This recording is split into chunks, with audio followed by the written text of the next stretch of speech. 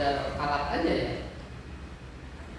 Ya, Alat itu hanya alat, dan alat itu biasanya sama tenaga tentunya kan. Iya, itu tenaga kita bisa manfaatkan keluarga. Iya. Karena kan pasti ada istri, ada anak, itu bisa digunakan untuk melakukan itu. Nah, Iya. kalau alat sebetulnya kita bisa, yang paling mahal, komponen terbesar adalah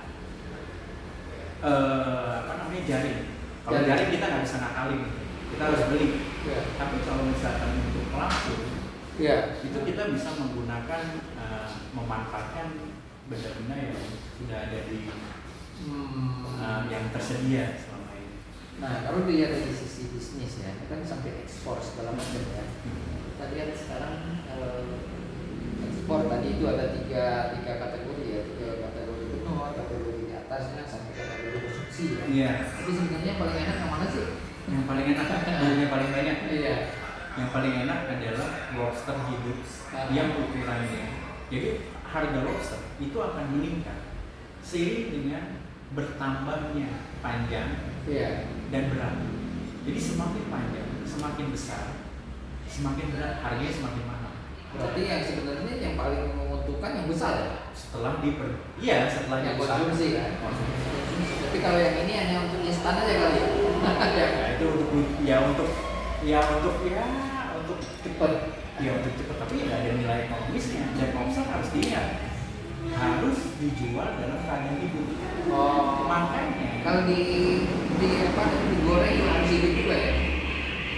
Ya itu lebih baik seperti itu, karena harus terus terang ya, lobster itu menjadi harganya semakin tinggi seiring dengan pertumbuhan ekonomi di Cina sebetulnya.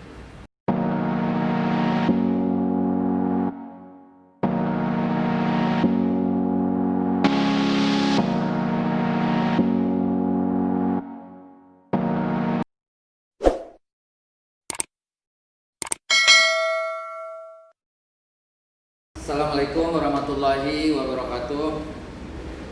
Saya Yusuf. Saat ini kita ketemu lagi dengan MBS Video. Kali ini kita ingin berbicara masalah ikan. Karena ikan adalah makanan konsumsi yang selama ini kita semua mungkin ikut makan dan berbicara masalah ikan. Terutama masalah lele yang selama ini saya sudah banyak melakukan wawancara atau melihat budidaya lele di berbagai tempat. Dan juga saya selama ini juga membudidayakan ikan sidat di rumah atau skala rumahan yang sekitar mungkin sekarang ini sudah kepada level konsumsi dari glass eel, elver, dan frigate. Nah, ini mungkin untuk hari ini saya ingin ngobrol-ngobrol dengan pakarnya lobster. Kenapa saya sebut pakar? Karena beliau ini adalah penelitian S3, doktornya dari IPB, melakukan penelitian berkaitan dengan lobster. Nah, karena ini adalah berkaitan dengan budidaya atau bisnis, dan beliau ini adalah sekolah bisnis IPB, namanya Dr. Deden Hendrawan ya. Deden Kurniawan. Maaf, terbalik. Dr. Deden Kurniawan ya. Nah, ini kebetulan saya beberapa kali ikut seminar berkaitan dengan disertasi beliau. Mudah-mudahan hari ini beliau bisa menjelaskan bagaimana sih lobster mulai dari budidaya di hulu sampai kepada hilir atau sampai kepada menghasilkan uang dalam berbisnis. Nah, ini mungkin sekedar awal dari pembukaan wawancara ini atau ngobrol-ngobrol santai sebenarnya. Nanti mungkin kita sambil jalan atau sambil ngobrol ini nanti kita mengalir saja seperti biasa atau seperti ngobrol biasa. Pak Deden, saya ingin tahu Pak Deden kan lama ini meneliti kalau nggak salah sekitar 2 tahun ya. Iya, 2 tahun. 2 tahun ya. Karena waktu itu saya beberapa kali ikut seminar berkaitan disertasi ini. Tapi hari ini karena ini berkembang, isu berkembang, kemudian model juga berkembang, kemudian juga mungkin di masyarakat juga berkembang. Yang saya tahu itu lobster itu ada dua tempat budidaya, satu ada di laut, satu ada di darat atau air tawar. Nah, menurut Pak Deden ini Pak Deden yang seperti apa? Ya mungkin Pak Deden melakukan penelitian berkaitan dengan lobster. Silakan. Jadi kalau dikatakan saya ini Pak Yusuf mengatakan pakar, ya saya pakar pada satu bidang dari kegiatan usaha lobster. Dari seluruh ya, sampai masuk. Hanya sebagian saja. Di mana saya ada? Saya ada pada proses bisnisnya sesuai dengan penelitian saya. Namun dalam penyusunan disertasi saya kemarin, saya juga memiliki dari awal bagaimana lobster itu berkembang biak sampai akhirnya dia panen dan dia dapat berdaya secara ekonomi. Ya. Nah, lobster pada prinsipnya ada 2 jenis lobster, lobster air lawar dan lobster air laut. Yang saya teliti adalah lobster air laut. Lobster air laut yang saya teliti adalah lobster yang berada di kawasan tropis sesuai dengan iklim Indonesia. Secara umum, lobster laut itu terbagi atas 2. Lobster yang tinggal di wilayah dingin, dan lobster yang berada di wilayah panas atau tropis. Nah, lobster yang berada di wilayah dingin itu cirinya paling mudah kita pahami adalah memiliki capit yang besar. Sedangkan di tropis kita bisa melihat mereka memiliki antena yang panjang, dan mereka warnanya lebih menarik. Jadi bisa dibilang bisa jadi ornamental. Nah, jadi malah bisa jadi hiasan gitu ya. Bisa jadi hiasan, tetapi cukup sulit juga gitu kan, karena ya air yang dapat digunakan tempat tinggal lobster adalah air yang sifatnya murni, pristine. Dia benar-benar air yang benar-benar tidak ada polusi, tidak ada sampah. Berarti jauh dari mungkin daerah sekitar Jawa ini, Jakarta sudah agak susah juga ya dapat ya kalau Laut Jawa. Pada prinsipnya di semua perairan Indonesia benih lobster itu ada. Ada ya. Jadi di lobster Indonesia itu bagusnya kita adalah kita tidak akan pernah kesulitan lobster. Kenapa? Karena bibitnya semua dari Indonesia. Jadi lobster itu dia adalah hewan yang migratori. Dia akan berpindah. Nah, dia akan berpindah dari satu tempat ke tempat lain. Tetapi karena lobster itu sifatnya kecil, bentuknya kecil, morfologinya kecil, dia akan sangat mudah terbawa arus. Oh, jadi di bawah arus dia, bukan hanya berenang sendiri ya? Kebanyakan ke bawah arus. Kenapa? Kalau saya mengibaratkan kepulauan Indonesia, negara Kesatuan Republik Indonesia adalah rumpun yang besar. Jadi kita itu berada di antara 2 pertemuan arus, dari utara, dari Pasifik, kemudian turun ke Australia. Nah, lobster kebanyakan itu menjadi besar. Dia ke utara, di daerah Vietnam, Filipina. Dia menjadi besar di daerah sana. Kemudian dia terbawa arus ke selatan. Ada sebagian lobster yang terbawa ke Australia. Kebanyakan dia nyangkut di kita. Karena kita ini semacam rumput raksasa nih, kepulauan. Kan kita jaringan pulau. Dan di jaringan pulau itu, ya itulah Indonesia, itu kekayaan Indonesia yang harus kita syukuri gitu. Jadi kita itu tidak pernah kesulitan akan benih lobster air laut. Nah, dengan tidak berarti kalau banyak produksi atau mungkin bibitnya banyak, berarti potensi nelayan ataupun bisnis besar.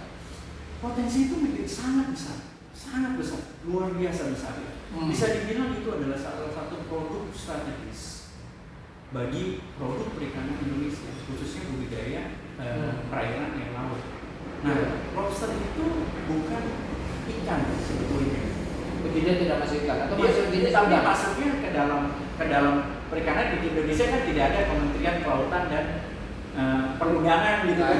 Ada kan? Kementerian Kelautan dan Perikanan. Tapi jenisnya dia jenis udang. Krustasea dia masuk ranahnya ke sana. Oh, iya. Cirinya kan gampang kalau lobster itu.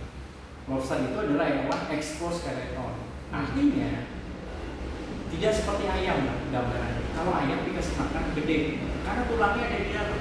Iya. Kalau lobster tulangnya ada di luar. Untuk jadi besar, lobster itu harus molting, harus keluar dari itu. Dan dia membuat cangkang yang baru.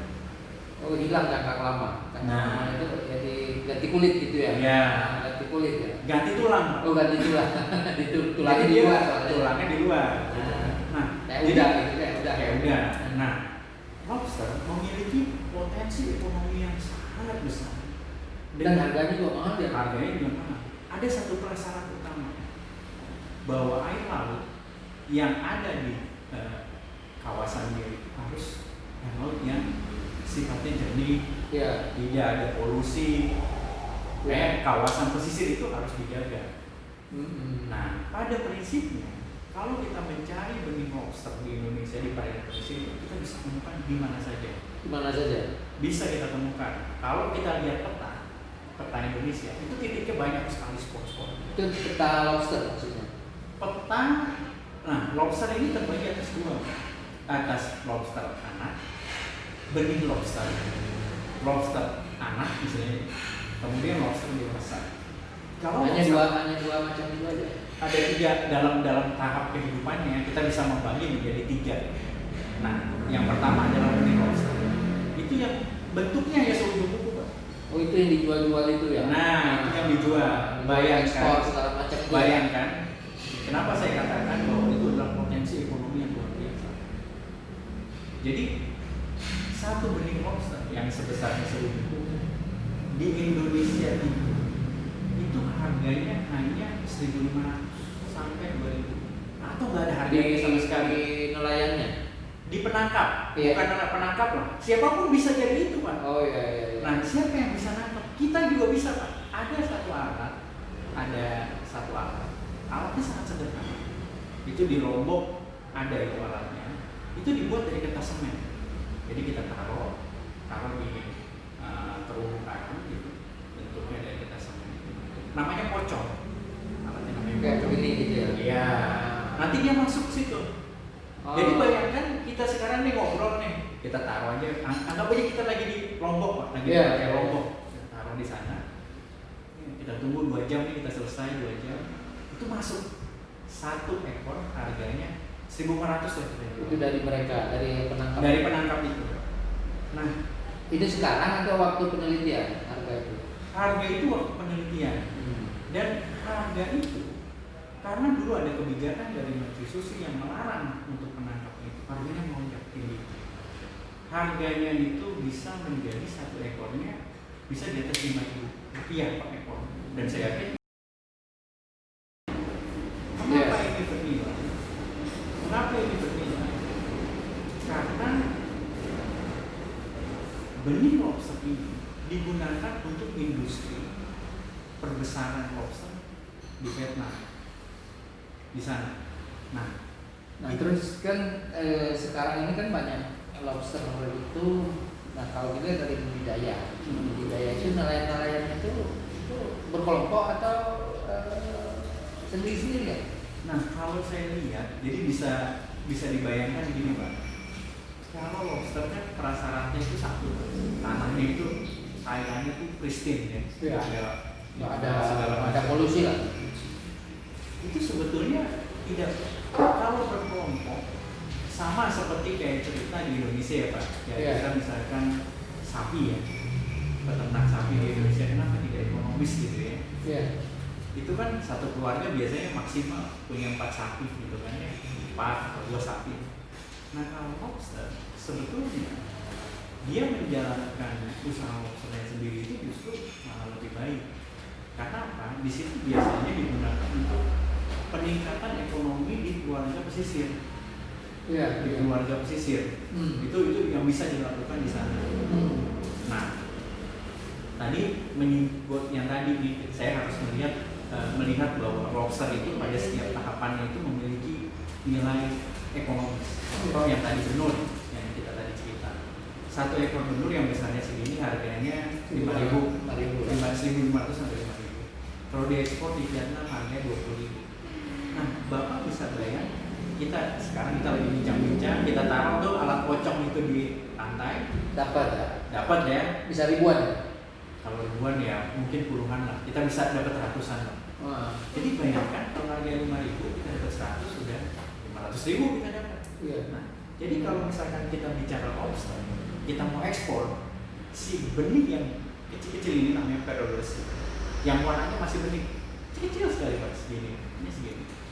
Kita taruh di koper yang besar itu harganya bisa miliaran.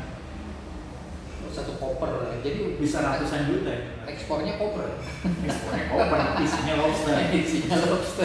Nah, itu pada tahapan itu. Nah, pada tahapan kedua kita terbentur kan, karena orang-orang Indonesia, mohon maaf ya Pak, maunya itu cari cara gampang. Yang penting gue dapat duit cepet deh. Kita nongkrong kita jual gitu kan. Tapi apakah ada nilai tambah? Sekali lagi ya, pilar ekonomi Indonesia kan kita harus memikirkan nilai tambah. Apa yang harus kita peroleh dari ini? Nah, kebijakannya Ibu Susi pada saat awal kebijakan lobsternya itu adalah melarang pengambilan, bukan ekspor lagi, mengambil aja nggak boleh. Kecuali lobster itu beratnya di atas 200 gram. Nggak besar, panjang, besar. Nah, sekarang kita membayangkan ini, penangkapan lobster di daerah tropis itu berbeda dengan penangkapan lobster di daerah dingin, di daerah subtropis. Apa yang terjadi di daerah subtropis? Kalau kita sering nonton National Geographic, kita bikin kerangkeng, ya kan? Perangkap, kita taruh makanannya, kita buang ke laut, kita simpan berapa jam kemudian kita ambil. Kalau di kita enggak, kita harus berenang dan menyelam, dan kita mengambil itu. Dan lobster akan bernilai ekonomis tinggi bisa lobster itu dijual dalam keadaan hidup. Kalau dia mati itu nggak ada harganya. Jadi berarti kalau bawa itu harus cepet dong ya. Kalau bawa ada yang namanya teknik dia dibikin pingsan gitu loh Pak. Dibikin pingsan, dia dibikin mati suri, kemudian dia diekspor. Lobster dalam keadaan yang mati suri tadi bisa dalam beberapa jam itu bisa terbang gitu ke negara lain. Itu bernilai ekonomis. Nah, waktu kebijakan Bu Susi terjadi, pada tahapan itu sebetulnya lobster itu yang keliru nih Pak. Lobster itu harus diambil hidup. Menurut saya nih, sebaiknya lobster itu boleh diambil yang benihnya itu ya. Kenapa? Karena kalau benihnya nggak ada, itu lobster sekali beranak, sekali bertelur dia buat 100.000. Jadi tapi FCR-nya sangat kecil. Jadi dari dia hidup dan berapa yang survival itu sangat berkurang jauh. Misalkan dari 100.000 yang selamat menjadi besar, mungkin hanya tinggal 100 atau 1.000. Sisanya dimakan sama ikan, karena itulah yang sumber makanan bagi ikan-ikan yang lebih besar. Makanya mungkin lebih tepat lobster itu dibesarkan. Gimana caranya? Budidaya. Tapi budidayanya ada di mana? Pada wilayah laut yang sifatnya ya tadi daerahnya tidak ada limbah, tidak ada apapun gitu. Pokoknya masih putih lah dilakukan. Ya kalau kita melihat di Indonesia, kalau melihat potensi ada di semua, karena kita negara kepulauan, apalagi banyak daerah pesisir, kemudian banyak daerah perbatasan, itu bisa kita manfaatkan kan, karena ada. Tapi pada prinsipnya lobster bisa dibesarkan di mana saja. Nah, contoh paling gampang besar lobster yang bagus dan sentra produksi ada di Aceh. Aceh ada. Kemudian ada pusatnya di Indonesia ada di Lombok. Di Pulau Nusa Tenggara Barat. Itu bisa dibilang paling besar. Bisa dibilang itu punya masyarakat, punya negara, punya apa? Punya masyarakat, Pak. Punya masyarakat. Usaha masyarakat. Dan itu biasanya diusahakan oleh keluarga. Usaha keluarga. Iya. Dan saya mengatakan usaha perbesar. Nah, kalau kita ilustrasikan mekanisme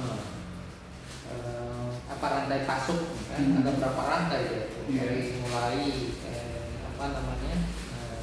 penangkap ya, sampai kepada menghasilkan uang.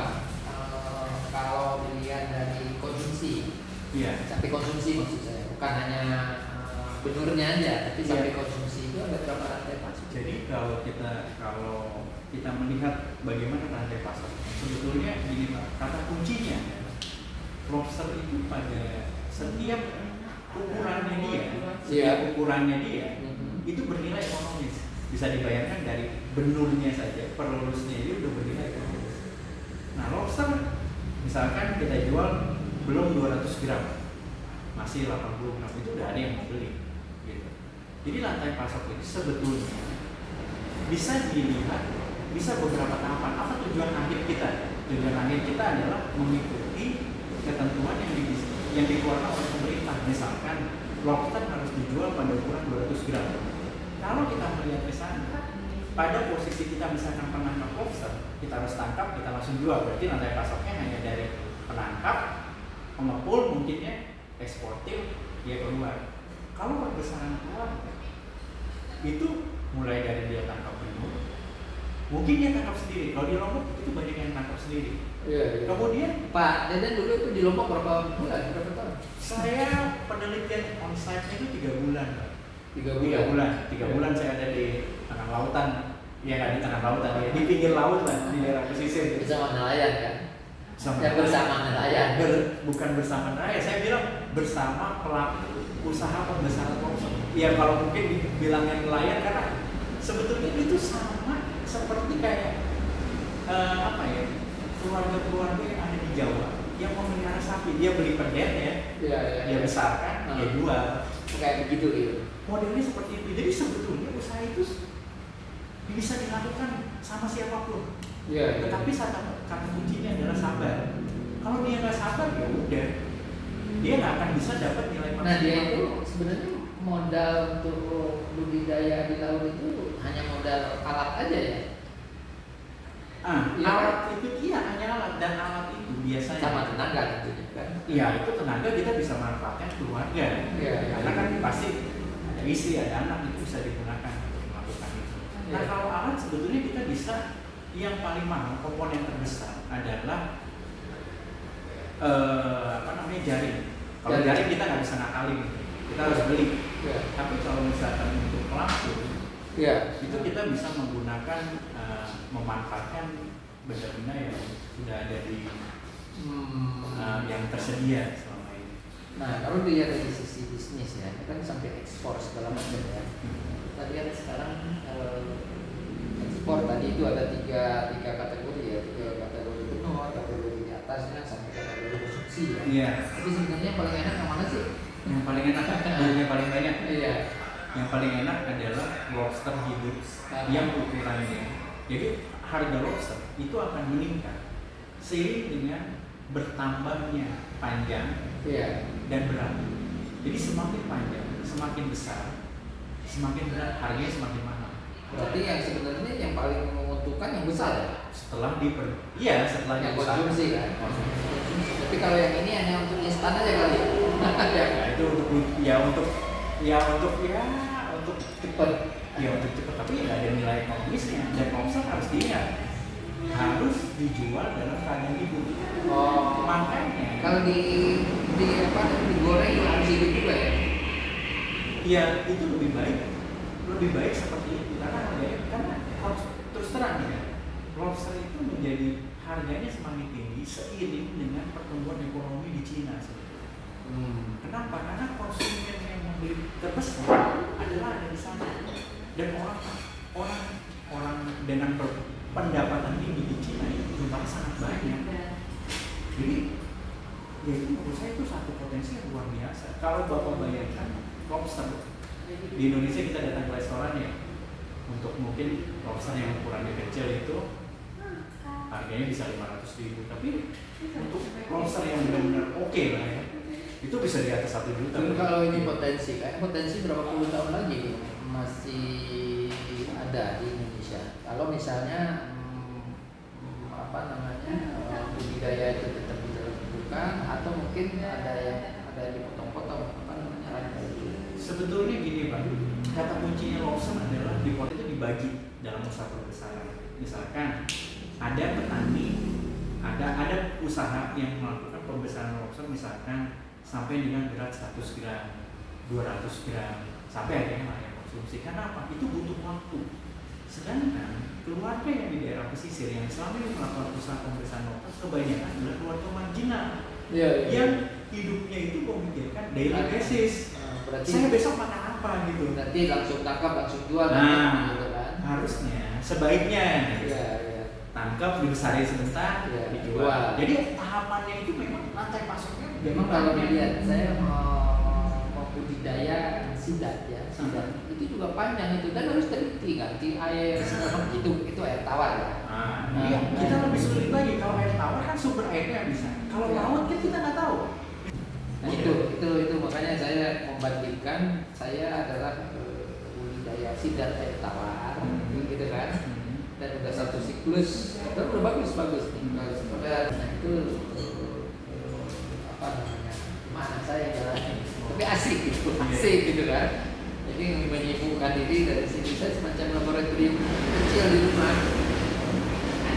Sedikit itu laboratorium kecil di rumah untuk pembesaran itu. Nah kalau mungkin lobster kita lakukan itu mungkin enggak ya. Kalau ditanyakan mungkin, sangat mungkin, dan itu sudah terjadi di negara-negara lain. Contoh di Vietnam. Vietnam itu sekarang dengan wilayah laut yang relatif lebih kecil dibandingkan Indonesia, dia adalah eksportir utama bagi lobster, tropical lobster di dunia. Dengan wilayah yang sangat kecil, Indonesia tuh potensinya luar biasa. Tapi tadi orang kita penyakitnya nggak sabar. Itu yang repot itu di sana. Ya mungkin itu Pak Deden, saya terima kasih nih. Sebetulnya ya banyak sih walaupun sebentar, tapi ilmu semua ini. Ilmu semua ya, berkaitan dengan budidaya dan bisnis ya, bisnis lobster gitu kan. Siapa tahu nih banyak orang, banyak masyarakat atau termasuk kita nanti bisa bisnis itu, gitu kan. Yang penting mau tinggal di laut, tinggal di daerah pesisir lagi.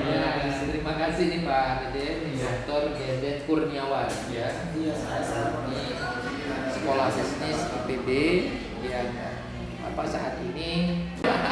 Kalau jadi dokter seperti Pak Yusuf kan, kita harus bisa berdaya buat masyarakat. Ya, bukan hanya bukan sekolah itu buat sendiri gitu kan, tapi buat diserahkan atau dikasih kepada yang lain. Terima kasih Pak Deden atas informasi. Nanti mungkin saya akan kembangkan lagi seperti apa gitu juga. Terima kasih atas wawancara dengan Pak Deden. Mudah-mudahan ini bermanfaat bagi kita semua. Terima kasih sekali lagi. Billahi taufiq wal hidayah. Assalamualaikum warahmatullahi wabarakatuh.